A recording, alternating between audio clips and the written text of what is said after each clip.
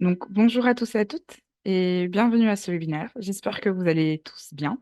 Et déjà, je vous remercie de votre présence et je vous remercie d'assister à ce webinaire sur les clés du succès par le mentorat et le bénévolat. Donc, je me présente, je suis Léa Menzibila. Je suis chargée de projet au sein de Pour la Solidarité. Donc, pour ceux qui ne connaissent pas, Pour la Solidarité, c'est un think tank et un do tank européen qui est basé à Bruxelles. Donc, en gros, ça veut dire qu'on réalise à la fois un travail de réflexion et d'analyse pour sensibiliser à différents enjeux sociétaux, comme la transition écologique ou encore les violences conjugales. Mais en même temps, on réalise également un travail de terrain, donc en mettant en place et en participant à différents projets d'insertion socio-professionnelle. Et donc, l'idée du webinaire d'aujourd'hui est née en fait à la suite d'un projet que Pour la Solidarité a mené, qui a débuté en mars 2022 et qui se termine cette année-ci en mars 2024. Et ce projet se nomme APT. Et l'idée du projet, c'est de proposer un parcours d'accompagnement pour des chercheurs d'emploi autour de trois approches, en fait. Donc, il y avait le bénévolat, donc qu'on appelle pro bono, qu'on a appelé pro bono. Vous verrez, une de nos intervenantes vous expliquera un peu plus la différence. Le mentorat et ensuite des ateliers collectifs en fait qui étaient focalisés sur la découverte de l'économie sociale et durable, etc. Et donc le projet APT, c'est un projet donc qui avait ces trois approches-là, mentorat, bénévolat et ateliers collectifs. Et c'était un projet européen, c'est-à-dire qu'en fait, c'est un projet qui est né de la volonté de 5 organisations basées dans 4 pays au sein de l'Union européenne de mettre en place un parcours d'accompagnement pour chercheurs d'emploi. Et donc, le coordinateur de ce projet était un coordinateur français, Pro Bono Lab, et donc qui a une expertise dans le pro bono, donc cette forme de bénévolat. Il y a 2 autres organisations, Work for Social en Espagne et OCA en Hongrie, qui ont aussi une spécification, une spécialité pardon, en pro bono. Ensuite, il y avait Pour la Solidarité et pour l'aspect mentorat et Group One pour cet aspect atelier collectif, développement durable, etc. Et donc, l'idée de la rencontre d'aujourd'hui, de ce webinaire, c'est de revenir sur deux des approches en particulier, à savoir le pro bono et le mentorat.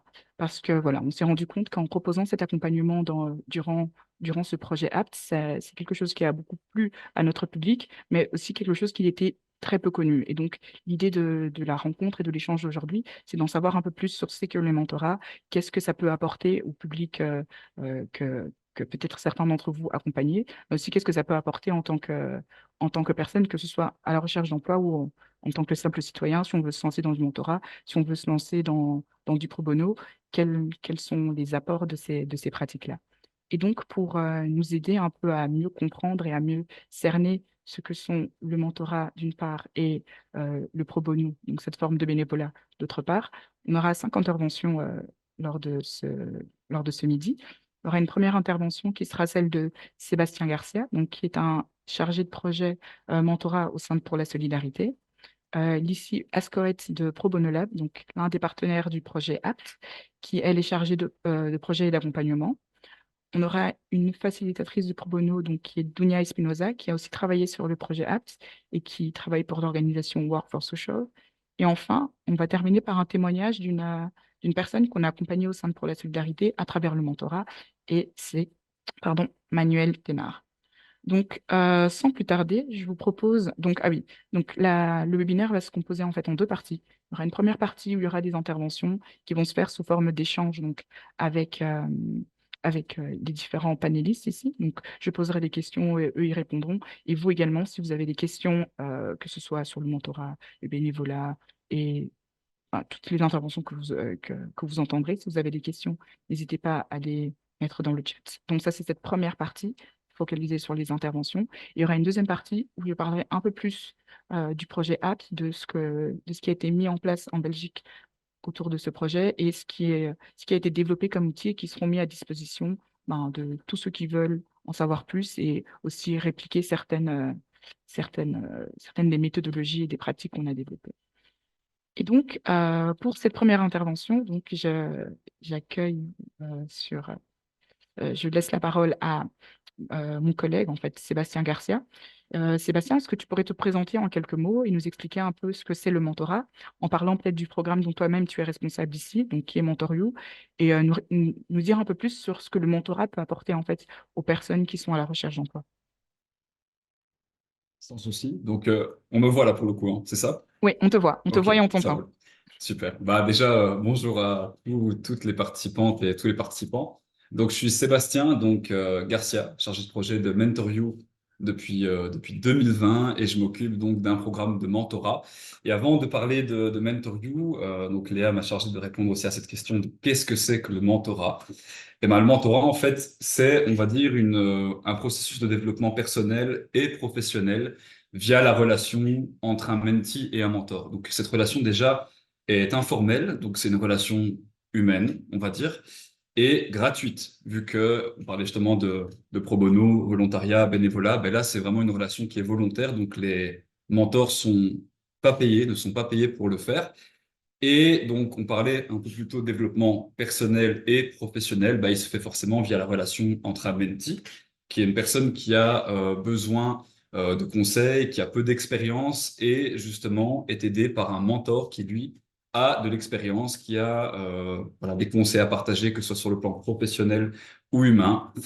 Et la relation, on va dire, est faite sur le moyen court terme. Donc ça, c'est pour le mentorat. Ça existe depuis vraiment la nuit des temps. J'ai pas envie de vous faire un cours d'histoire, mais apparemment, l'origine vient de Ulysse, je pense. Sans dire de bêtises, vous pouvez googler sans problème. Mais donc voilà, juste pour vous dire que c'est là depuis très très longtemps. Et nous, on est plutôt spécifique au mentorat pour l'emploi. Donc avec Mentor You, on voit le très beau logo qui est justement là. Et donc, ce qu'on propose, c'est une aide en fait pour les chercheurs d'emploi, pour les chercheurs et chercheuses d'emploi bruxellois et bruxelloises. Donc forcément, c'est piloté par le projet, enfin par l'ASBL, pardon, pour la solidarité, en partenariat avec Backstage Network, pardon, et Actiris, vu qu'on s'occupe des chercheurs et chercheuses d'emploi sur Bruxelles. Et on le fait, encore une fois, avec l'aide de mentors qui sont bénévoles et qui sont là justement pour accompagner des chercheurs et chercheuses d'emploi qui ont des objectifs professionnels. Souvent, on pense qu'à l'emploi, vu que le terme chercheur d'emploi peut être un peu biaisé, mais il y a également bah, trouver une formation, ça peut être trouver un stage, reprendre des études, devenir indépendant ou indépendante, et bien sûr, hein, on va dire, l'accompagnement qui est le plus demandé, qui est pour l'emploi principalement. Et donc, c'est un accompagnement qui dure maximum 6 mois, où le mentor va justement partager son expérience. Et j'en venais un peu plus tôt sur la relation humaine, c'est le mentor a également tant à gagner que le mentee. Ce qui est peut-être différent du coach, mais ça, on pourra bien sûr en parler un peu plus tard. Et donc, ce mentor sera là pour écouter, conseiller, challenger également son mentee pendant toute la durée du mentorat. Il y a également 2 rencontres par mois qui sont faites en moyenne d'une heure et demie. On a une communauté qui est assez grosse chez Mentor You, vu qu'on existe depuis 2020. Et il y a bien sûr les référents et référentes du projet qui sont Romane, je sais qu'elle est là, donc gros bisous Romane, Mathieu, Lily et moi, qui sommes là en fait pour faire du suivi de duo. Donc tous les mois, on vient contacter, conseiller, aider et appuyer le duo pendant toute sa vie chez Mentor You. Et voilà, ça c'est pour le programme de mentorat. Et ta question, Léa, était, je pense, qu'est-ce que cela peut apporter aux chercheurs d'emploi, c'est ça? Mais là, dans les grandes lignes, donc je sais qu'il y a plusieurs types de motivation à faire du mentorat. Pour les chercheurs d'emploi, déjà, c'est un accompagnement qui est gratuit. Donc ça, c'est hyper cool de pouvoir vivre à Bruxelles et dans les autres régions. Je sais qu'il y a d'autres types d'accompagnement qui existent aussi en Wallonie et en Flandre. Mais ça, c'est déjà hyper chouette. Donc un accompagnement qui est gratuit, proposé par Actiris, bien sûr. Il y a également le fait de casser le sentiment de solitude, vu que, bah, comme toutes les personnes qui ont déjà cherché du boulot un jour, on s'est déjà retrouvé dans un moment où on se sentait seul, où on bloquait, on avait peut-être du mal à trouver des solutions par soi-même, et justement, le mentor est là pour justement, bah, on va dire, renforcer le sentiment qui est présent. Est-ce qu'il y a un petit souci? Non, ok, ça roule. Donc ça, déjà, ça casse le sentiment de solitude dans un premier temps. Ça apporte de nouvelles pistes, ça ouvre le champ du possible et surtout, ça aide à avoir des deadlines en fait, en quelque sorte. Le fait de voir quelqu'un tous les mois, de devoir entre guillemets, je dis bien entre guillemets, lui rendre des comptes vu que c'est sur base volontaire, ça stimule en fait, ça accroît la motivation durant tout le parcours. Et je pense sincèrement que ça peut aider. Et je me passe bien sûr sur ma propre recherche d'emploi.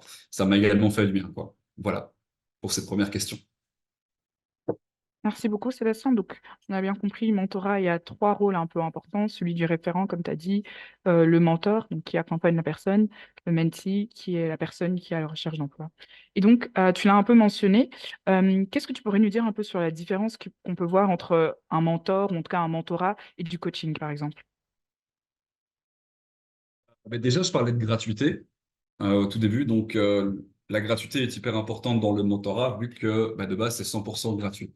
Le mentor n'est pas un expert, ce n'est pas quelqu'un qui est, on va dire, payé pour accompagner. Il a une expérience professionnelle, il a une expérience de vie, des conseils à partager. Donc ça, je dirais que c'est un des plus gros points qui est présent déjà, notamment aussi sur la relation. Donc il y a les deux sont volontaires, un mentor et mentee. Or que pour le coup, le coach est payé pour être présent. Il y a plutôt une relation professionnelle entre quelqu'un qui est payé pour exercer son métier et un client qui est en attente de résultats. Donc il y a notamment aussi une obligation de résultat dans le coaching qu'il n'y a pas forcément dans le mentorat. Donc une relation déjà plutôt formelle pour le coaching et informelle pour le mentorat. Et c'est aussi sur la longueur. Donc, le mentorat a une moyenne en général, en tout cas chez Mentorus, c'est 6 mois, et ça correspond bien au mentorat en général. On va dire qu'en moyenne, c'est plus ou moins, voilà, du moyen long terme, or que le coaching, c'est en général court, moyen terme. C'est généralement très, très spécifique. Donc, je dirais que c'est les plus grosses différences entre les deux. Ok. Donc toi, tu dis, oui, ça fait maintenant 4 ans, je pense, que tu t'es lancé dans l'accompagnement par le mentorat.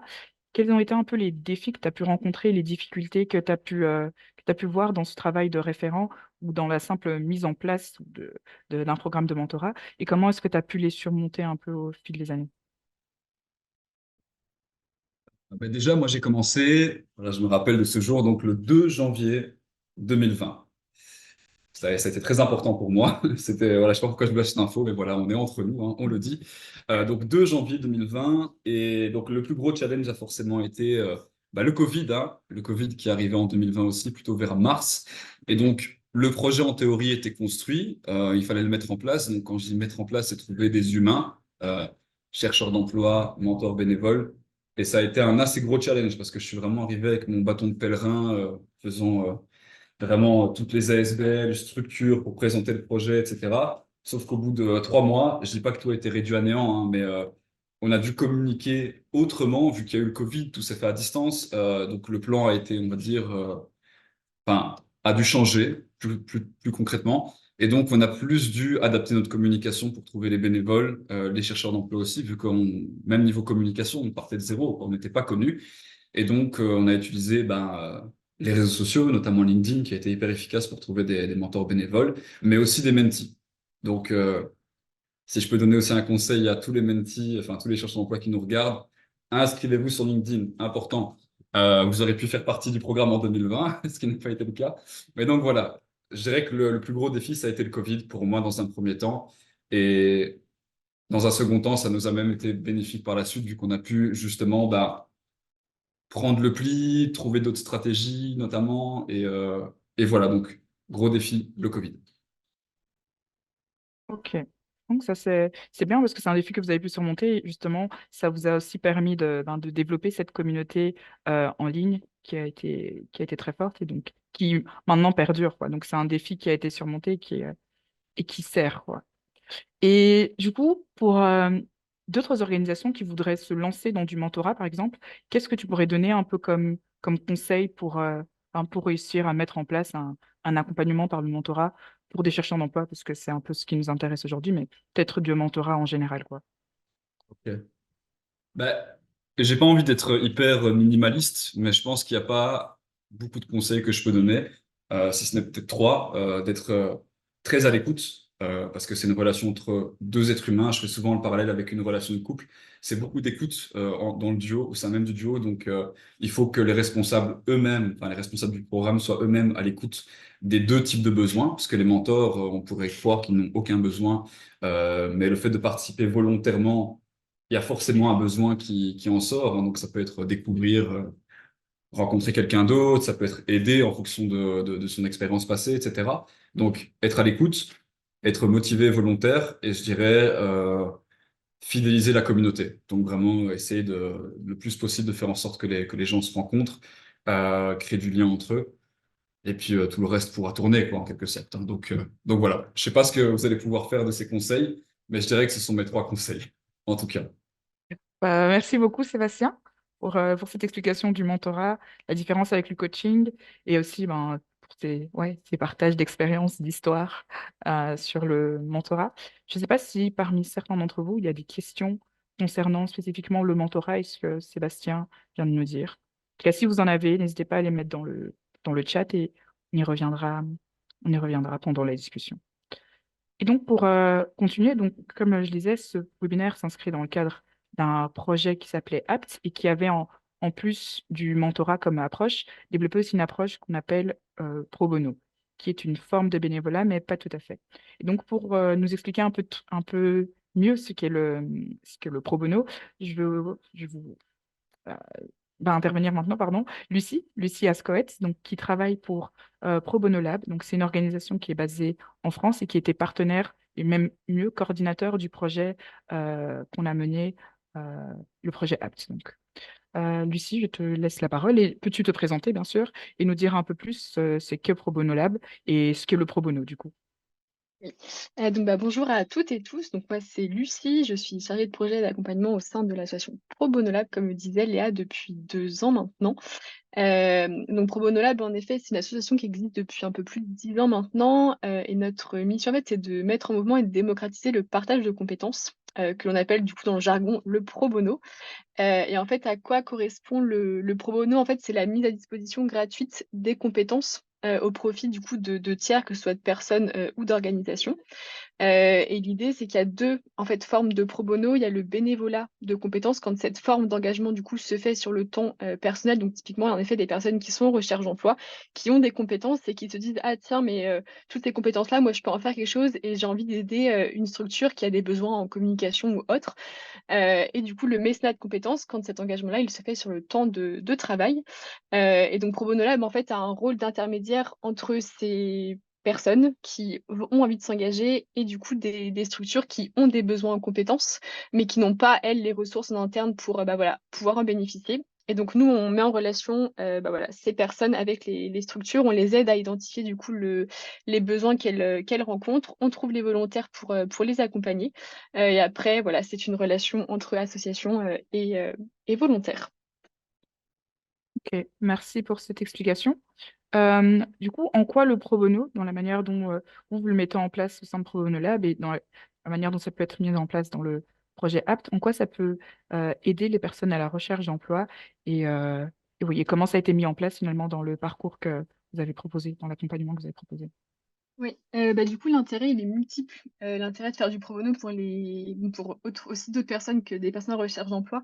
Mais le fait, du coup, de pouvoir s'engager en faisant appel à ses compétences, bah, ça permet à la fois, en fonction des situations, de reprendre, confiance en soi, en son potentiel, de se sentir utile. Et c'est des expériences qui peuvent être valorisées dans le CV lors d'entretiens, d'embauche. Et de la même manière, comme c'est des expériences, qui se font, dans notre cas, en tout cas, en collectif, bah, ça permet de rencontrer aussi d'autres acteurs, et du coup d'élargir, son réseau. Et quand c'est des personnes aussi qui, là, comme c'était le cas du coup dans le projet App, qui sont en reconversion professionnelle, ou alors en train de se questionner sur ce qu'elles ont envie de faire pendant leur vie professionnelle, bah, ça va être de rencontrer des projets, rencontrer des acteurs et de se dire: «Mais finalement, moi, pour quelle cause est-ce que j'ai envie de m'engager?»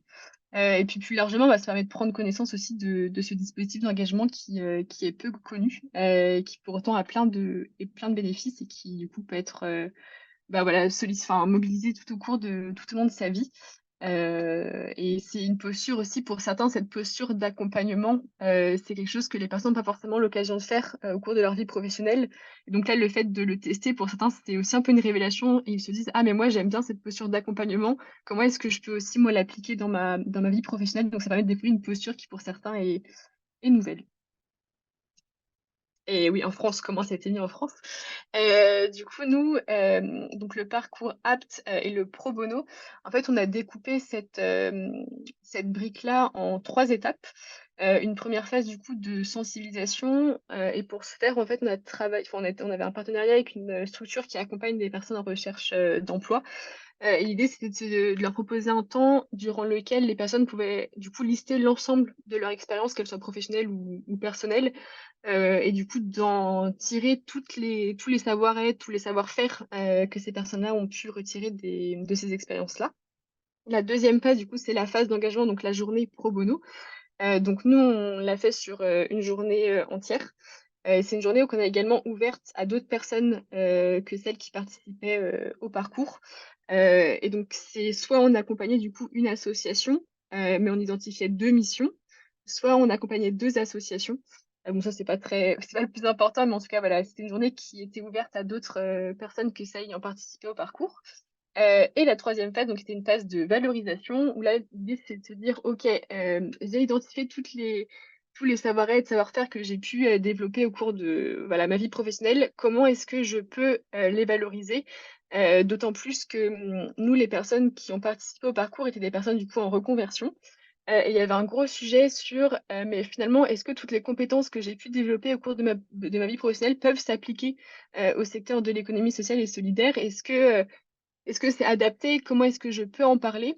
Donc il y avait un gros enjeu de les accompagner sur la transférabilité de leurs compétences, et c'est aussi pour ça qu'on s'est du coup, qu'on a fait un partenariat avec une structure qui accompagnait ces personnes en recherche d'emploi pour, voilà, pouvoir leur, transmettre, bah, les outils les plus appropriés possibles. Mais donc voilà, une troisième phase de valorisation. Et merci beaucoup, Lucie, pour cette explication de la mise en pratique du pro bono dans le cadre de APT. Et du coup, c'est vrai que pro bono, c'est pas forcément une expression qui est familière en Belgique, mais dans la Mmh. manière dont tu l'as expliqué, je pense que d'autres structures mettent ça en place autrement. Mais pour des structures qui n'ont pas encore mis ce type d'approche, d'accompagnement en place, quels conseils est-ce que tu pourrais leur donner? Quelles recommandations est-ce que tu pourrais faire? Mmh. La première chose et tu en parleras, juste un peu après avec les outils, donc ça fera écho, plus tard, mais déjà de commencer par lire, nous, à la fin du projet, du coup, on est en train de finaliser d'ailleurs un guide pratique, qui expose étape par étape comment mettre en œuvre, du coup, toutes les outils qu'on a pu nous, expérimenter. Donc le 1re recommandation, ce serait justement de lire, ce guide pratique, de pas hésiter non plus à se rapprocher, du coup, d'acteurs pour qui, bah, cette forme d'engagement-là et avec lesquels enfin, avec des acteurs qui sont à l'aise avec cette forme d'engagement pour, voilà, poser des questions. La deuxième recommandation, je dirais aussi de ne pas, rencontrer l'association ou la structure qui sera accompagnée le jour J, dans le sens où il est important, pour pas dire primordial, de laisser un temps d'appropriation, aux personnes qui vont accompagner cette, structure en amont, du coup de l'accompagnement pour, voilà, prendre connaissance bah, de la structure, de son fonctionnement, de ses enjeux. Donc voilà, soit c'est en effet, la rencontrer en amont, en présentiel ou en visio ou transmettre de la documentation, pardon, mais en tout cas ne pas la rencontrer le jour J pour, voilà, que l'accompagnement enfin en tout cas que les personnes puissent arriver avec leurs questions. Et pour gagner un temps, en tout cas, d'appropriation du sujet, pardon, et de ses enjeux. Je dirais également, que lorsque, du coup, on cadre, nous, le besoin, avec l'association, ne pas hésiter à avoir des objectifs et des livrables clairs sur ce qui est attendu, de la journée pour guider au maximum, du coup, les volontaires dans cet accompagnement. Et de la même manière, lors de l'accompagnement, demander à ce que une ou 2 personnes de la structure soient présentes.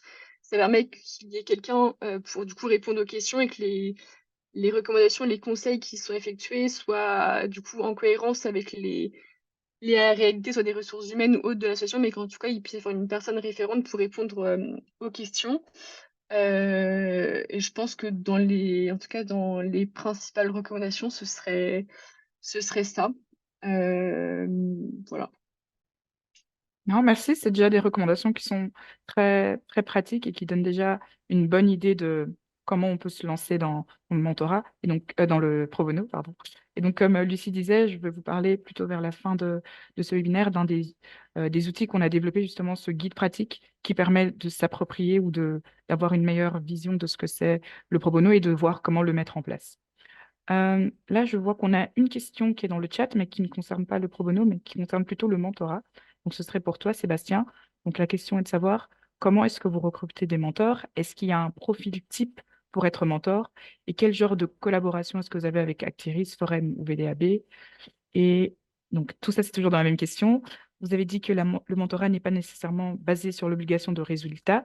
Est-ce que toutefois, le pourcentage de réussite, depuis que est-ce que toutefois le pourcentage de réussite depuis que le programme a été mis en recyclage. Donc, en gros, est-ce qu'il y a vous tenez en compte des chiffres de réussite, ouais, vous gardez en mémoire ou de cette manière-là la réussite que les binômes de mentorat forment, quoi. Ce que vous appelez des sorties positives, je pense. C'est une très longue question, mais Oh, je vais prendre le temps d'y répondre sans aucun problème. Mais déjà, mhm, comment est-ce qu'on recrute nos mentors?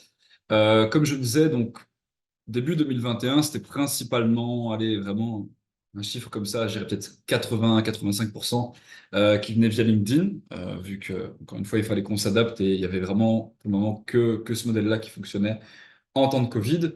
Puis après, on a quand même gagné en expérience. On a recruté des mentors dans un premier temps qui ont pu faire du bouche à oreille et parler de nous à travers leur entourage. Il y a des mentees également qui sont devenus mentors. Vous allez en rencontrer un très prochainement. Donc, on va dire que les sources aujourd'hui sont diverses et variées. Donc, ça, c'est pour la première question. Y a-t-il un profil type pour être mentor? Donc, moi, je dirais non, mais il y a des prérequis. Vu que, voilà, ça, je les ai oubliés pendant l'explication avec MentorU. Donc, il y a forcément quelques petits prérequis. Donc, c'est d'être actif professionnellement. Ça peut être entrepreneuriat, ça peut être travailler, mi-temps, enfin, ça, c'est encore assez ouvert. Et être disponible, être motivé et disponible, avoir le temps aussi, vu que c'est quand même 2 rencontres par mois. Il faut quand même être un minimum présent pour sa mentee. Donc, nous, le temps, c'est quand même très, très important.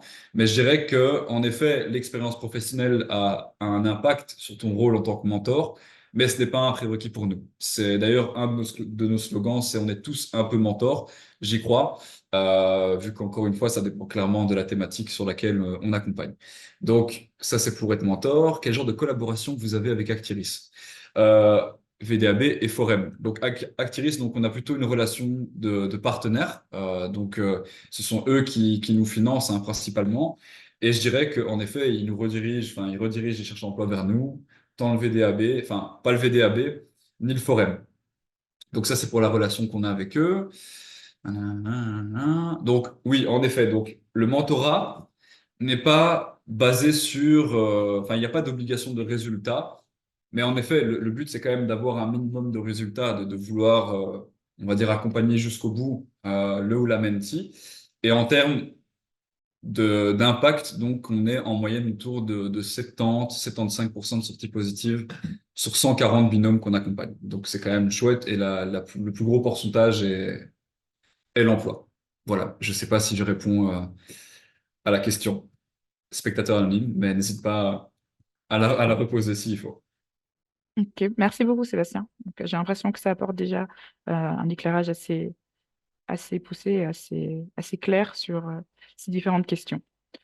Donc, s'il n'y a pas de questions plus directement adressées à Lucie sur le pro bono, je propose de continuer cet échange, cette fois-ci avec Dunia, qui travaille pour une organisation espagnole qui s'appelle Work for Social et qui nous a aussi permis de mettre en place le pro bono dans le cadre de ce projet. Et donc, merci Dunia d'être présente et surtout de faire cette intervention en français. Est-ce que tu peux te présenter en quelques mots et dire un peu et nous présenter en fait qu'est-ce que c'est Work for Social, l'organisation pour laquelle tu travailles? Bonjour à tous et à toutes. Je m'appelle Dunia et je viens d'Espagne. J'espère que vous me comprenez plus ou moins bien, mais vous pouvez toujours m'arrêter et tout ça. Et bon, je suis chargée de projet chez Work for Social. Et Work for Social, c'est une organisation dédiée à l'innovation sociale et à la promotion du pro bono. Et bon, Lucie, elle a déjà très bien expliqué le pro bono. Et pour nous, c'est une forme de répondre aux défis du numérique, mais aussi aux défis des personnes bénévoles. Et, concrètement, on fonctionne comme intermédiaire. On est entre les entreprises qui offrent les bénévoles et les ONG. Et on fait des marathons pro bono. Et ça veut dire que pendant 1 ou 2 jours, on, on fait les séances de pro bono d'une manière intensive. Et, et bon, concrètement, dans les cas de app, on considère que le pro bono sert à l'insertion professionnelle des individus qui participent. Et c'est très important la collaboration qu'on a avec les ONG et aussi avec les entreprises.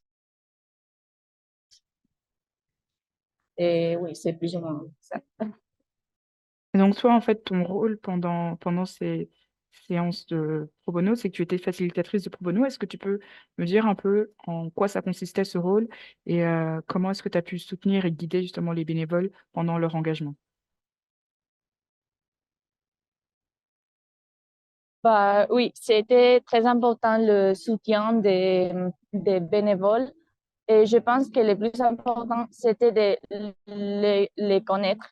Et ça, on l'a fait avec les séances qu'on avait avant, le pro bono, parce que nous, en Espagne, on a fait le pro bono à la fin du parcours. Alors, on connaissait déjà très bien les participants et on savait quelles étaient leurs motivations pour être là et surtout leurs compétences et c'est ce qu'ils pouvaient offrir dans le pro bono. Et on avait une communication régulière et ça c'était très important parce que ça leur donnait confiance. Et alors, pendant la session de pro bono, ils pouvaient nous demander des questions et ils se sentaient avec la confiance pour participer. Je pense qu'en app, c'était plus facile que d'habitude parce que déjà, on avait créé une atmosphère avec l'équipe. Alors, tous les participants se sentaient plus à l'aise et c'était plus facile de les faire participer. Et aussi, ils avaient beaucoup de motivation et c'était quelque chose de nouveau. Et ils ne se sentaient pas obligés ou pressés pour faire les pro bono.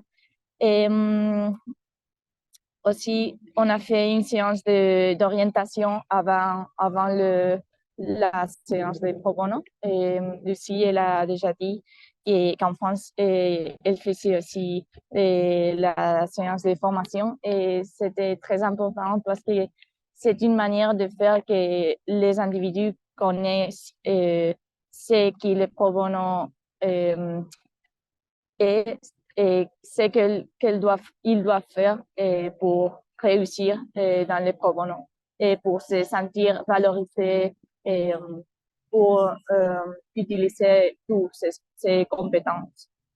C'est plus ou moins ça. Merci beaucoup. Et je te pose une question un peu similaire à ce que j'avais pu poser à Sébastien, c'est de savoir quels ont été un peu les défis que tu as pu rencontrer ou les difficultés que tu as pu rencontrer dans la mise en place ou dans l'accompagnement de- du pro bono pour ce public.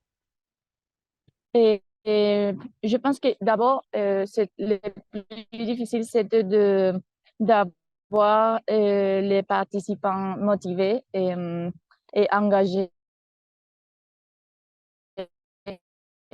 avec les provenants, mais comme j'ai déjà dit, c'est fait déjà utile et motivé pour contribuer à, avec les défis de l'ONG. Et après aussi, c'est très important que les participants se sentent valorisés. Et parfois, ils pensaient que peut-être ils n'avaient pas les compétences nécessaires. Mais après, on a fait une séance dans laquelle on a parlé de ce qu'ils avaient fait dans les pro bono et de comment ils avaient contribué. Je pense que dans ces séances, ils ils se sentaient comme plus sûrs de ce qu'ils avaient fait. Et ça, c'est très important. Et aussi l'approche collaborative entre les ONG et, et les individus et les bénévoles. Merci beaucoup. Peut-être aussi dans le Mhm. cas de Apt, c'était particulier parce que l'ONG connaissait déjà tous les parcours et connaissait la situation de bénévoles. Et c'est un peu différent euh, à d'autres.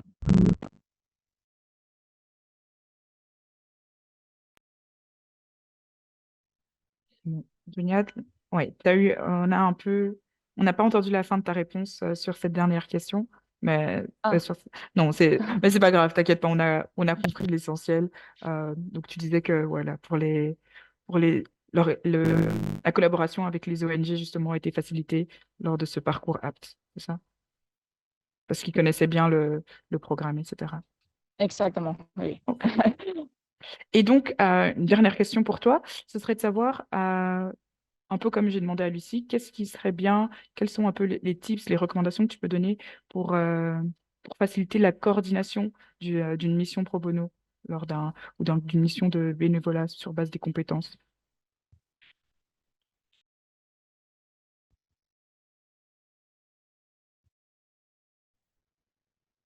Est-ce que tu as pu entendre ma question?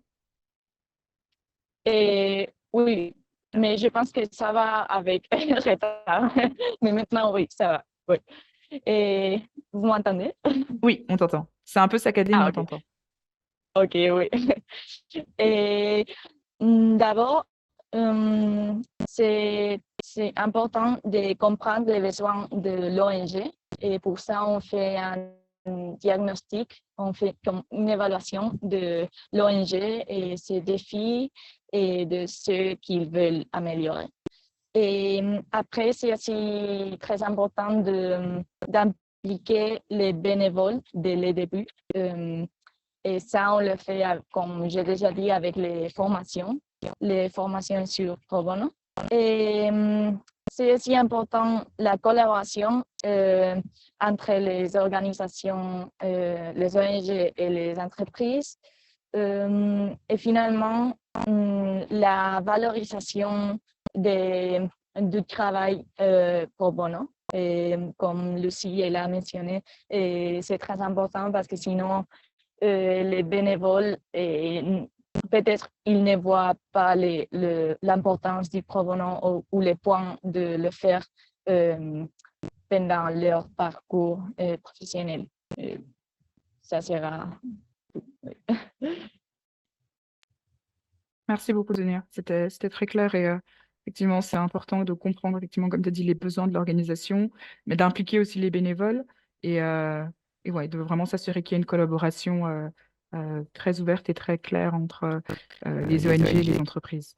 Et je reviens aussi sur ce que Lucie avait dit de notre propre expérience. C'est aussi important que les, les participants aient une idée claire de ce qui est attendu d'eux et donc des objectifs qui seront fixés et aussi des livrables des choses qu'ils devront produire. Ça permet d'être encore mieux préparé, d'être euh, plus satisfait, de mieux évaluer encore son apport et ses compétences en fait quand on participe à ce genre de mission.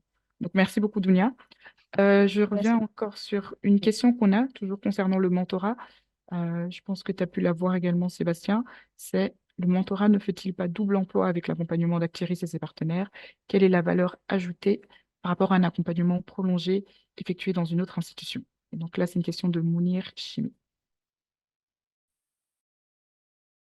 Bah déjà, bonjour, bonjour Mounir. Donc, bah, concernant la question, s'il fait double emploi, bah, pour moi, je pense pas. Maintenant, chacun a son interprétation.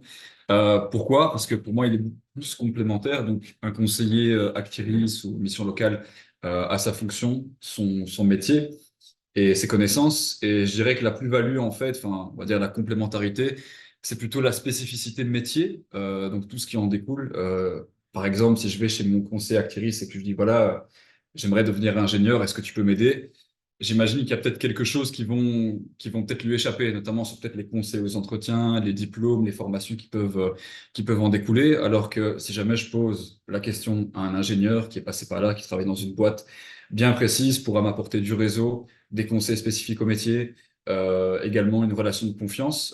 Ça, on peut en parler aussi. Donc, et je suis pas en train de tirer sur les accompagnements ou quoi que ce soit, mais souvent le fait d'avoir quelqu'un qui est bénévole, présent 2 fois par mois, avec qui on a une relation informelle, souvent ça aide plus à s'ouvrir. On peut parler de tout et de rien, et on va dire que c'est un accompagnement qui est voilà pas plus fluide, mais qui apporte autre chose en plus de la spécificité pardon de métier.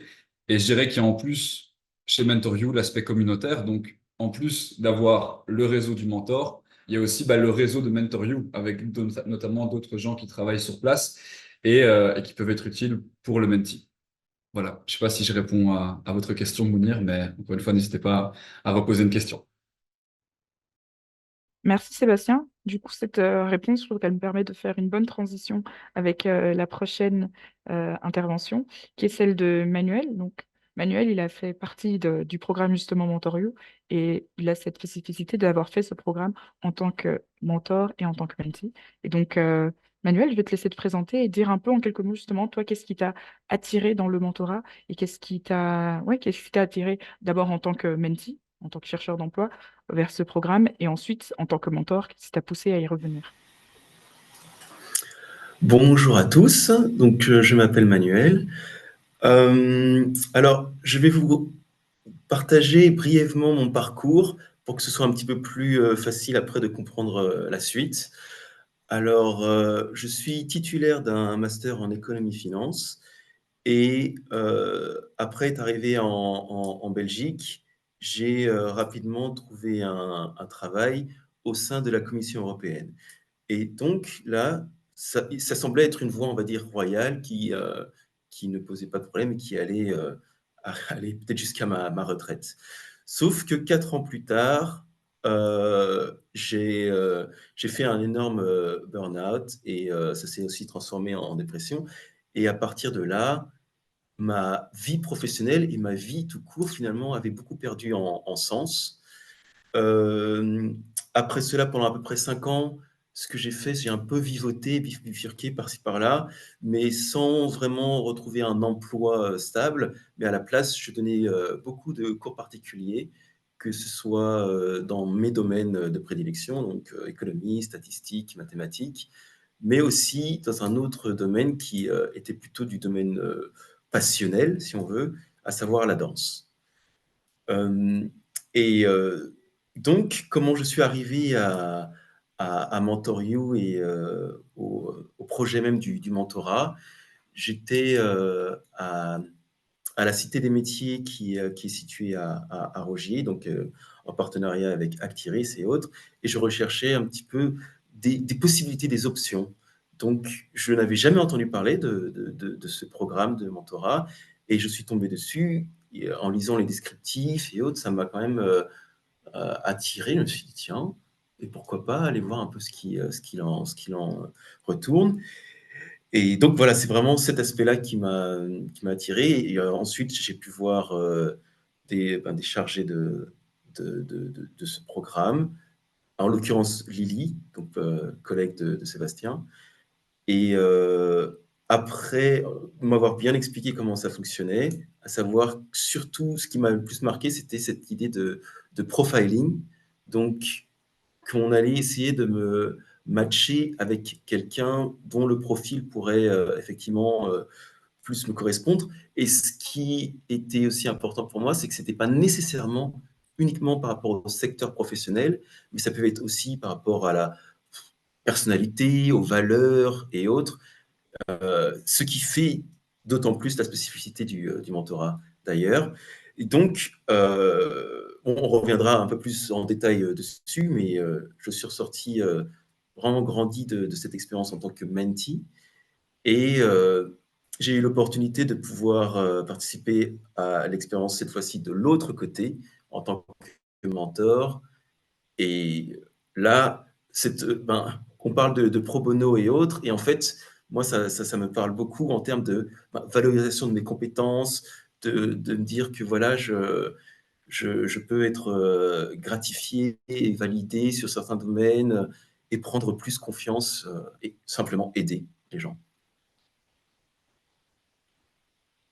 Merci Voilà. beaucoup pour cette belle introduction déjà à ton parcours et ton entrée dans le mentorat.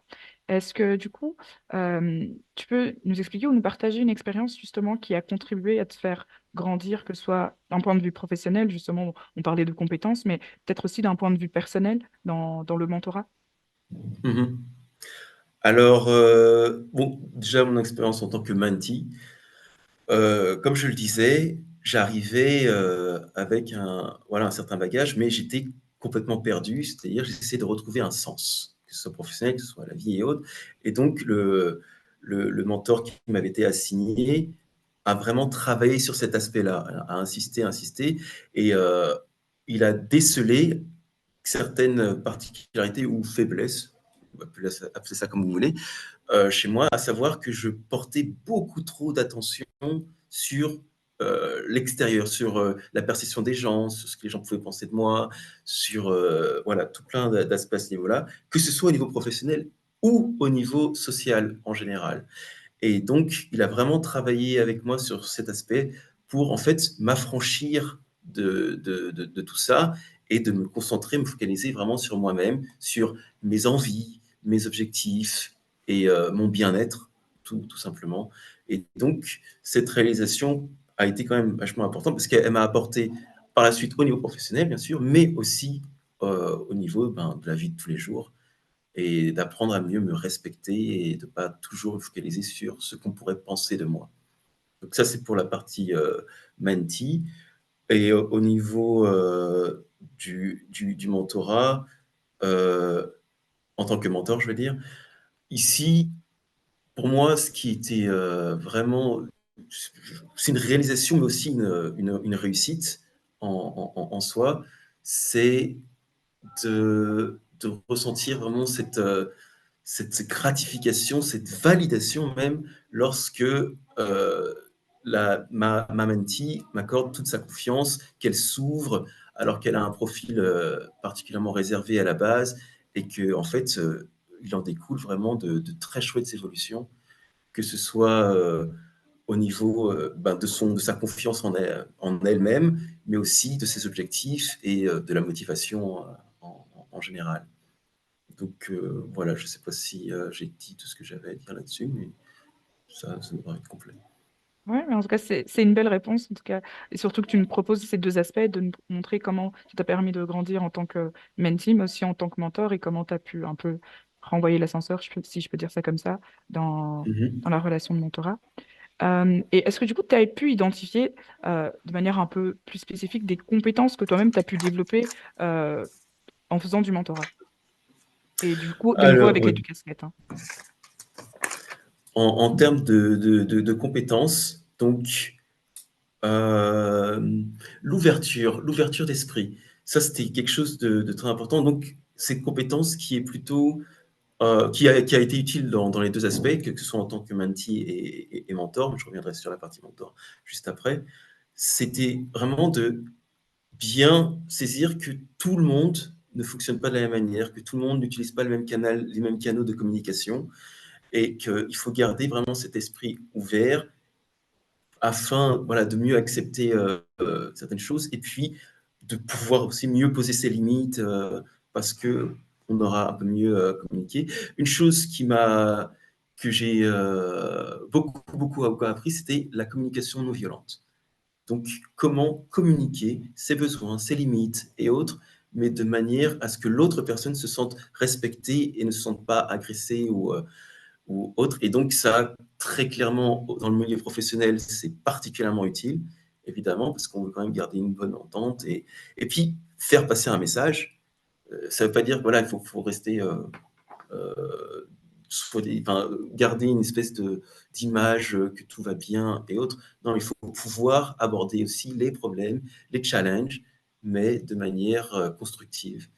Donc ça, c'est quelque chose que, en tant que mentee, c'est vraiment une compétence que j'ai pu acquérir et que je continue à acquérir parce que c'est quelque chose vraiment qui se construit sur le long terme. Et pour la partie mentor, là, c'était vraiment, donc, toujours à ce niveau de rester ouvert. C'est, par exemple, tu as un mentee ou une mentee qui pourra avoir des objectifs qui te semblent complètement inatteignables, une montagne gigantesque, mais qu'il faut pouvoir rester ouvert et aussi être capable à ce moment-là de pouvoir casser un petit peu en morceaux pour y aller petit à petit, mais aussi garder ce réalisme en tête. Donc, le réalisme, c'est quoi? C'est si on se rend compte que la personne n'a pas vraiment conscience d'eux, eh bien, rappeler quelles sont les différentes caractéristiques. Mais en fait, plutôt que rappeler, c'est aussi inciter à rechercher, que la personne recherche elle-même pour pouvoir se rendre compte. Parce que une chose que j'ai bien saisie, c'était transmettre de manière un petit peu presque passive, en tout cas pour la personne qui reçoit.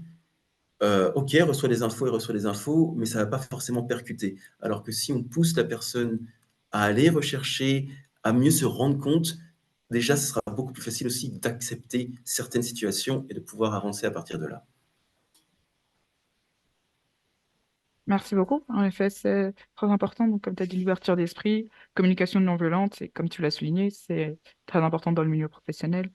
Je pense qu'on peut tous en attester ici. Et c'est bien aussi que tu aies parlé de ce travail en étape quand quelque chose semble, nous semble peu réaliste, de pouvoir effectivement de se dire, OK, on va essayer de voir comment on peut découper cette grosse montagne en petites marches pour pouvoir y accéder. Mhm. Et aussi, voilà, comme tu dis, inciter à l'action. Je pense que Sébastien disait tout à l'heure, le mentorat, ça sert aussi de coup de pied aux fesses pour utiliser un bon langage. Et donc, c'est vrai que avec ce travail en étape, ça peut inciter justement son mentee à être aussi dans l'action, être aussi plus dans l'action. Et donc, quel, quel conseil est-ce que tu pourrais donner à quelqu'un qui envisage de devenir mentor ou mentee pour, voilà, pour se lancer dans cette aventure? Alors, en termes de conseils, là, pour l'instant, un conseil qui est vraiment valable pour les deux aspects, c'est, et je crois bien que Sébastien l'avait souligné, l'écoute.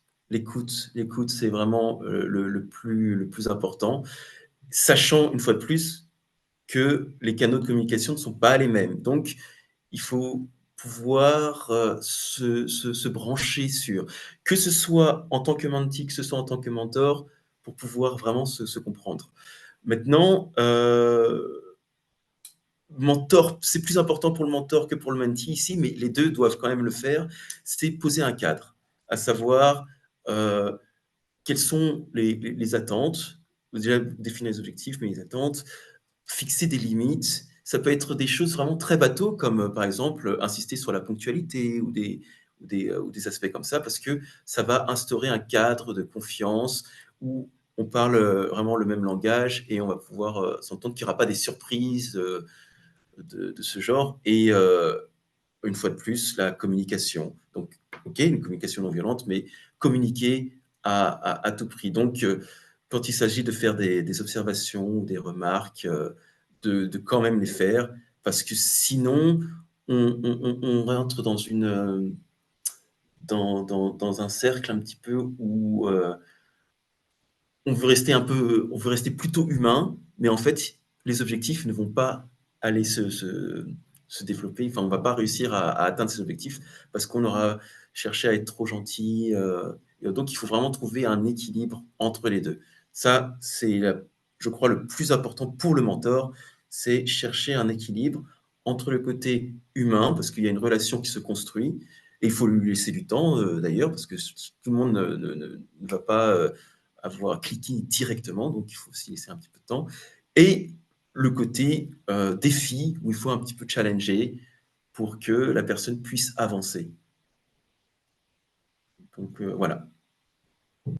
Merci beaucoup, Manuel. Et il y a une question que j'ai oublié de te poser, à laquelle je pensais également, c'est celle de savoir est-ce qu'il y a une réalisation en particulier en tant que, de nouveau, dans le mentorat, on va dire, qui t'a qui t'a marqué? Qu'est-ce que une chose que tu as pu effectuer qui t'a marqué en tant que mentor ou en tant que mentee? Je pense que oui, j'ai dû, dans toutes les réponses que j'ai données, je crois que ça doit être s'entremêler là-dedans. Euh, alors pour moi, là, je vais commencer en tant que mentor. C'est donc pour revenir justement sur cet aspect un peu pro bono, ce, ce côté très gratifiant de sentir, euh, de sentir utile, voilà, utile, mais aussi important même. Donc, ma mentee, j'ai pas précisé, c'est que j'ai commencé il y a à peu près un mois et je l'ai vue 3 fois pour l'instant. Et alors qu'elle a un profil très réservé, comme je disais, elle s'ouvre très naturellement à moi. Et en fait, d'avoir une personne qui, il y a quelques semaines, était complètement inconnue, qu'elle puisse s'ouvrir si naturellement et vraiment qu'elle accorde sa confiance, pour moi, c'est juste génial, quoi. Donc, voilà, rien que pour ça, je conseillerais vraiment cette expérience à beaucoup, beaucoup d'entre vous, honnêtement. Merci beaucoup Manuel. C'est beau ce que tu as partagé là, ce que tu as dit sur la confiance et le fait de se sentir utile, de se sentir valorisé. Et nous, donc comme je l'ai dit, ce webinaire est organisé dans le cadre d'un projet qu'on a mené. On a souhaité mettre en avant différentes approches pour l'accompagnement des chercheurs d'emploi. Donc, le pro bono, donc cette forme de bénévolat par les compétences, et aussi le mentorat. Et donc, l'idée de proposer aussi le mentorat, c'était une manière de faire prendre confiance aux personnes qu'on accompagnait, de ce qu'elles se rendent compte de leur potentiel et et des atouts qu'elles pouvaient avoir. Donc, euh, sur, sur base de ce témoignage, je vais un peu revenir un court moment sur ce qu'a été le projet APT. Donc, euh, donc APT, c'était un parcours qu'on a proposé, donc un parcours d'accompagnement, comme je l'ai dit, qui proposait en plus d'ateliers collectifs des, des séances de mentorat, mais aussi du pro bono. Et donc, ce qu'on a fait, c'est on a accompagné durant 2 ans 3 promotions. Donc, pendant 8 semaines, à chaque fois, on a accompagné un groupe d'environ 6 à 10 personnes en proposant ces 3 types d'activités. Donc, mentorat, bénévolat de compétences et du, et quoi encore? Et ateliers collectifs. Et donc, au total, on a réalisé environ 16 visites, 37 ateliers collectifs, et on s'est rendu compte qu'effectivement, ce programme avait plu par la complémentarité des différentes activités qu'il proposait, mais aussi parce que, euh, comme, euh, comme justement Manuel a pu le souligner, ben, les personnes se rendaient compte qu'elles développaient des compétences.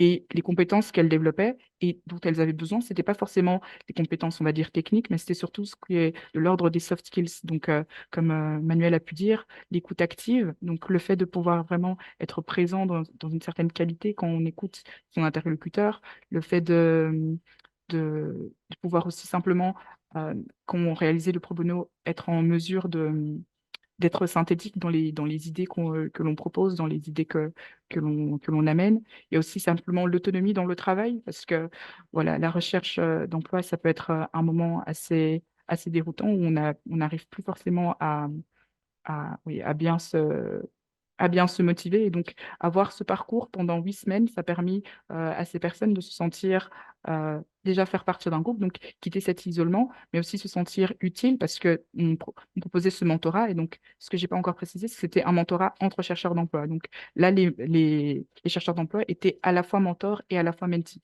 Donc, ça demandait aussi en eux-mêmes de pouvoir faire cette introspection, de se dire, OK, qu'est-ce que moi je peux partager à une autre personne qui est dans la même situation que moi? Et donc, c'était pas forcément évident. D'ailleurs, on s'est rendu compte au tout début, quand on a proposé ce programme, comme je l'ai dit, il y a eu 3 promotions. Et donc, dans les premières promotions, le mentorat était assez fort calqué sur ce qui a pu être fait dans Mentorio. Donc, on laissait au binôme le choix de se voir et de décider un peu de comment ils pouvaient organiser leur rencontre. On s'est vite rendu compte qu'en fait, c'était assez déstabilisant pour une personne à la recherche d'emploi de se trouver en quoi elle pouvait être utile pour une autre personne. Donc, au fur et à mesure des promotions, on a aussi évolué dans notre approche du mentorat en essayant de proposer en fait cet équilibre entre le travail en groupe sur le mentorat aussi, donc permettre finalement en groupe d'identifier quelles sont les compétences des uns et des autres, en même temps un travail en binôme où ça va permettre d'être plus focus, plus centralisé sur un objectif et donc permettre aux personnes oui, d'avancer de manière un peu plus précise en travaillant en binôme que ce que peut être un travail en groupe. Donc, le mentorat dans l'approche, dans un parcours d'accompagnement vers l'emploi, c'est vraiment un outil qu'on trouve essentiel pour mettre en confiance le chercheur d'emploi, pour qu'il puisse vraiment identifier ses compétences et surtout ses soft skills, donc ses compétences humaines qui sont finalement très primordiales dans le milieu professionnel et sur lesquelles on n'insiste pas assez et sur lesquelles elles n'ont pas forcément également l'occasion d'avoir une réflexion sur le sujet. Et donc voilà, donc le programme, donc j'ai dit 8 semaines d'accompagnement à travers 3 promotions, 24 participants qu'on a pu aider, des visites, des ateliers collectifs. un sentiment global de satisfaction des participants.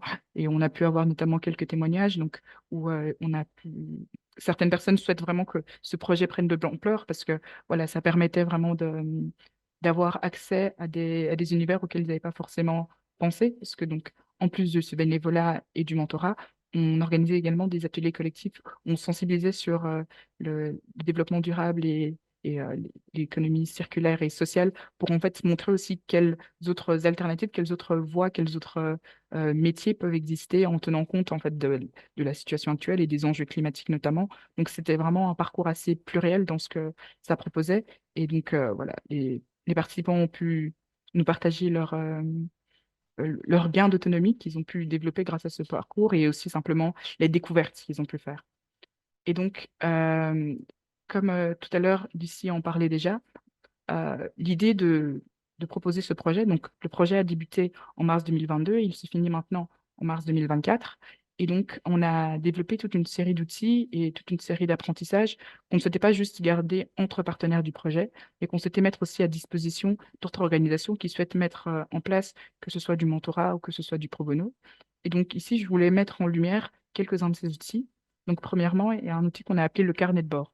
Donc, ce carnet de bord, c'est assez c'était pas quelque chose qu'on avait prévu en fait de prime abord, parce que donc au départ, quand on réalisait nos ateliers collectifs, on laissait les participants un peu libres de la manière dont ils souhaitaient prendre note, donc s'ils voulaient écrire, s'ils voulaient juste écouter, etc. Mais on s'est rendu compte que au vu de la variété d'activités qu'on pouvait proposer, certaines personnes avaient ce besoin de déjà d'en savoir un peu plus, mais aussi d'arriver un peu plus préparés, donc savoir un peu à quelle sauce ils allaient être mangés, si je peux dire ça, ce jour-là. Et donc, ce qu'on a proposé pour pallier à cette demande, pour pallier cette demande, c'est de proposer dès le deuxième parcours d'accompagnement un carnet de bord où en fait on proposait une petite introduction aux activités qu'on allait faire et des outils qui pouvaient compléter le jour même, mais qui pouvaient également compléter chez eux.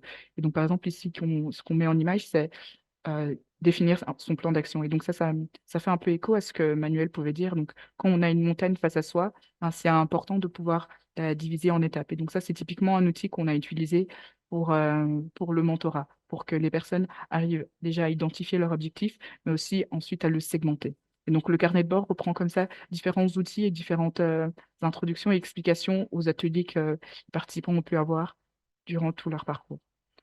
Un deuxième outil qu'on a développé et qui sera bientôt mis à disposition, comme tout le reste d'ailleurs, c'est un guide pratique. En fait, l'idée de ce guide pratique, c'est concrètement de savoir, OK, apte, ça a été du bénévolat, du mentorat et des ateliers collectifs, mais si j'ai envie, en fait, de reprendre certaines des idées ou juste d'en savoir un peu plus sur ce qui a été concrètement mis en place, ben, ce guide pratique sert à ça. Ça sert à pouvoir, pour toute organisation qui est intéressée par reprendre le parcours, soit dans son entièreté, soit juste piocher certains éléments, hein, qu'elle puisse avoir un guide qui lui permette un peu de savoir les étapes à suivre ou d'avoir en tête les notions importantes et les concepts importants pour mettre en place un programme similaire. Donc, par exemple, ici, on peut retrouver en bas à droite certains des ateliers qu'on a pu mettre en place pendant les ateliers collectifs. Comme ça permet voilà, de savoir un peu comment, en fait, comment on peut mettre en place un parcours d'accompagnement vers l'emploi qui permette de découvrir ces différentes approches, différentes disciplines. Et enfin, un dernier élément qu'on va développer aussi, c'est une cartographie des acteurs du mentorat en Europe. Donc, comme on a pu en discuter déjà, le mentorat, voilà, c'est une pratique qu'on trouve vraiment très, ouais, très importante et très novatrice dans son approche de l'accompagnement vers l'emploi. Et ce qu'on souhaitait, c'était de pouvoir identifier en Europe, et notamment au sein des pays partenaires du projet, quels sont les autres acteurs qui proposent du mentorat. Et donc, ce qu'on va faire, c'est qu'on va mettre de manière accessible un site internet où en fait on aura identifié différents acteurs de mentorat. Il faut savoir que ce ne seront pas juste des acteurs qui proposent du mentorat vers l'emploi, mais tout type de mentorat. Et l'idée, ce sera de savoir en fait si, par exemple, un partenaire, une organisation qui se trouve en France veut savoir quels sont les acteurs de mentorat qui existent près de lui, la carte peut lui permettre voilà, de trouver ça, de trouver une description du type de mentorat qui est proposé, parce que voilà, le mentorat vers l'emploi, c'est une possibilité, mais il y a aussi simplement parfois des mentorats qui sont faits aussi en entreprise pour permettre aux personnes d'évoluer ou pour permettre aux personnes de s'adapter à ce nouvel environnement de travail. Donc voilà, cet outil permet en fait de juste regrouper ces différents acteurs de mentorat qui existent en Europe et avec voilà, des moyens pour pouvoir les contacter, site internet, etc., pour faciliter ce travail.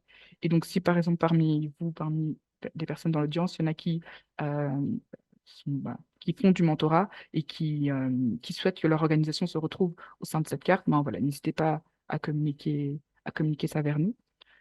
Et donc voilà, donc ce sont vraiment les trois outils principaux que je souhaitais mettre en avant, ce carnet de bord, le guide pratique et puis cartographie des acteurs du mentorat. Et donc ce sont des outils qui sont disponibles en français, en anglais, en espagnol et en hongrois, donc toutes les langues du partenariat qui fait partie du projet APT. Et ce sera plutôt disponible, je dirais, début du mois d'avril, quelque chose comme ça. Et donc vous serez tenu au courant, que ce soit via le site de PLS, mais aussi pour la solidarité ou alors le site direct du projet. Donc voilà, pour ma part, je pense j'ai partagé l'essentiel de ce que on voulait dire avec vous. Donc ce webinaire touche à sa fin. Donc je vous remercie de votre attention et aussi des échanges qu'on a pu avoir. Je ne sais pas s'il y a encore d'autres questions. En tout cas, si c'est le cas, soit vous pouvez les envoyer maintenant dans le chat. J'en vois une. Non. J'envoie un remerciement. Merci beaucoup à vous d'avoir assisté à ce webinaire. Et donc, j'espère que ça vous aura permis pardon, de comprendre un peu mieux ce que sont le bénévolat, donc le pro bono d'une part et le mentorat d'autre part, à travers ces témoignages, ces retours d'expérience de nos organisations partenaires, mais aussi de personnes qu'on a pu accompagner. Et que voilà, ça aura suscité aussi en vous peut-être ce besoin de proposer ce type d'accompagnement quand vous faites de l'accompagnement ou simplement si vous êtes une personne qui souhaite s'engager, qui souhaite mettre son temps à profit, ses compétences à profit d'autres organisations ou d'autres personnes, voilà, le mentorat, le bénévolat, le mécénat de compétences sont vraiment des voies qu'il ne faut pas hésiter à explorer pour, voilà, pour grandir soi-même et oui, pour prendre en confiance et partager en fait simplement ce que l'on sait faire et ce qu'on a à proposer. Donc voilà, je vous remercie de votre attention. Et s'il n'y a pas d'autres questions, je vous souhaite une bonne après-midi et un bon appétit si vous n'avez pas encore mangé. Au revoir.